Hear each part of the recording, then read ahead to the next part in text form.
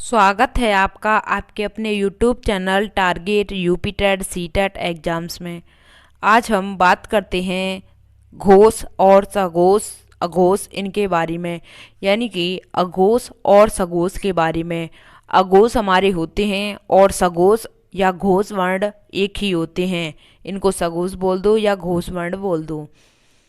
तो घोष का अर्थ होता है स्वर तंत्रियों में ध्वनि का कंपन ही घोष है, यानी कि स्वर की तंत्रियों में जो ध्वनि का कंपन होता है वह घोष ही है। इन्हें दो भागों में बांटा जाता है, अघोष और सघोष।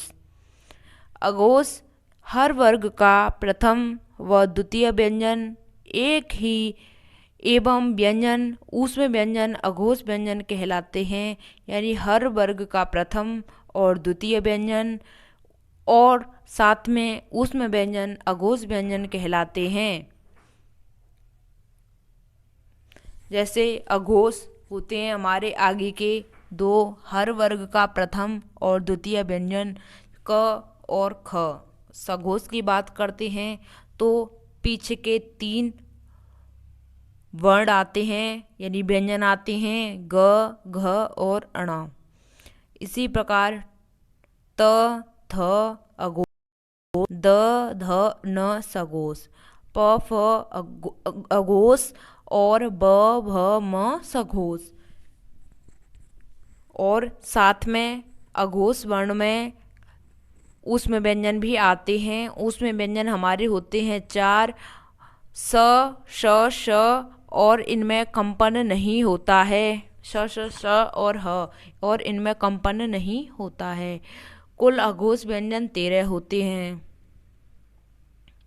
कुल अघोष वर्ण व्यंजन की संख्या होती है 13।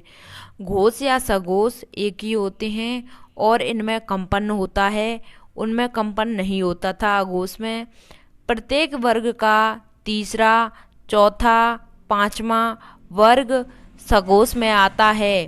तीसरा, चौथा, पांचवा वर्ग सघोष में आता है और साथ में इसमें अंतस्थ व्यंजन भी आते हैं, यानी सघोष में अंतस्थ व्यंजन आते हैं और अघोष में आपके ऊष्म व्यंजन आते हैं। उसमें अघोष में पहला और दूसरा व्यंजन अघोष कहलाता था, इसमें तीसरा, चौथा और पांचवा सघोष कहलाता है और अंतस्थ व्यंजन आते हैं। उसमें ह नहीं आता था ऊष्म व्यंजन में, क्योंकि ह में कंपन है, ह बोलने में कंपन है, तो इस प्रकार कंपन उसमें कंपन नहीं होता था और इसमें कंपन होता है। तो इस प्रकार अंतस्थ में यहाँ पर यर लव के साथ में ह भी आ जाता है। आपसे एग्जाम में यही पूछा जाएगा कि ह किस में आता है। आप बताओगे स घोष में आता है।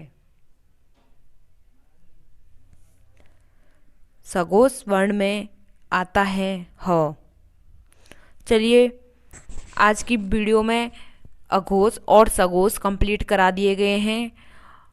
मिलते हैं आपको अपनी नेक्स्ट वीडियो में, तब तक के लिए